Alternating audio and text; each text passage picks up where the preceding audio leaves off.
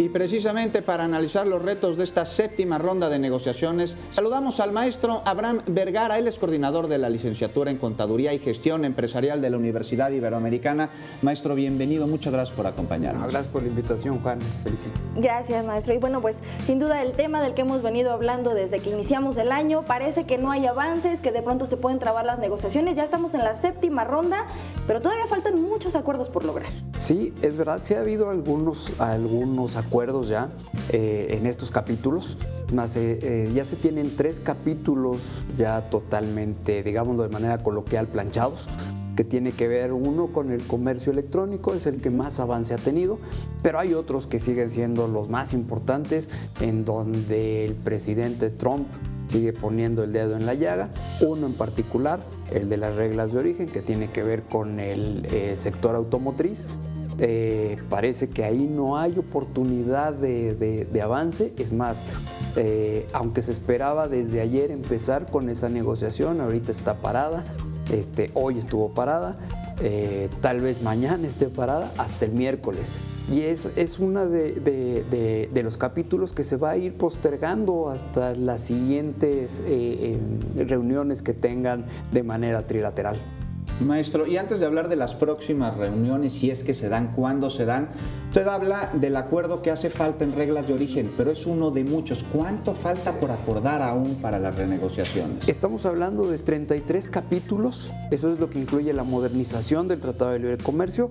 Actualmente hay 3 ya totalmente aprobados y se espera que en estos días, en esta séptima, se alcance al menos a 7 capítulos más. Para llegar a 10 de 33 parecen muy pocos en comparación de todas las reuniones que se han venido realizando. En particular se esperan que haya acuerdos sobre el tema de telecomunicaciones y energía.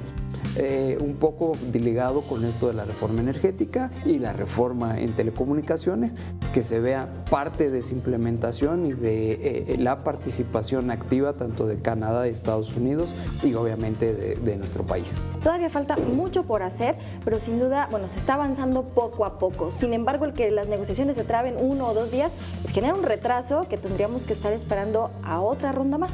Genera un retraso y se ve reflejado en los mercados financieros. Hoy en particular el dólar se deslizó 13 centavos, se alcanzó en ventanilla hasta por ahí de los 19 pesos, siendo que habíamos tenido la semana pasada algunas jornadas favorables para nuestra moneda. Sin embargo, con detenerse en el tema de las reglas de origen, los inversionistas se pusieron un poco nerviosos y eso vio afectado nuestra moneda. Si a eso le sumamos un poquito los datos económicos en Estados Unidos, en donde se esperaba que la moneda, el dólar, se debilitara, y no fue así. Al contrario, contra una canasta de monedas, de las 10 monedas más importantes del mundo, tuvo una apreciación el dólar. Maestro, y bueno, Felicitas dice que parece que se atrasan las renegociaciones, los tratados. Y bueno, esto nos lleva a preguntarnos, ¿a quién le conviene que se atrasen las renegociaciones del TLCAN, si es que a alguien? Yo creo que hay algunos sectores que sí les conviene, que están buscando que tengan algunos beneficios de manera, si no trilateral, por lo menos bilateral, Canadá, México. Tiene que ver, otra vez salió en este panorama, salió el tema de los salarios y de los derechos laborales en México, en donde Estados Unidos exige que hayan avances en ese tema, Canadá también exige que hayan avances en ese tema, y México aparentemente, no estoy diciendo que no los busquen, pero aparentemente no están las condiciones necesarias para que los salarios en el país vayan hacia el alza. Por lo tanto, parece ser que uno de los sectores que más beneficiados están en este aletargamiento, en algunos de los capítulos, puede ser el sector empresarial, no en su conjunto, sino algunos sectores en específico. Uno pudiera ser obviamente la parte automotriz, para que la producción de automóviles se siga permaneciendo aquí en el país y no irse hacia los Estados Unidos.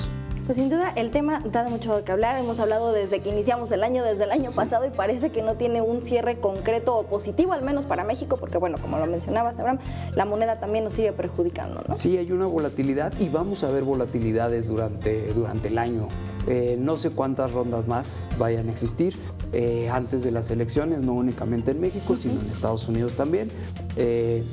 Lo que sí es que sí se espera que en esta ronda sí ya se alcancen acuerdos que queden en papel, que queden ya fundamentados y que queden con un beneficio hacia los tres países.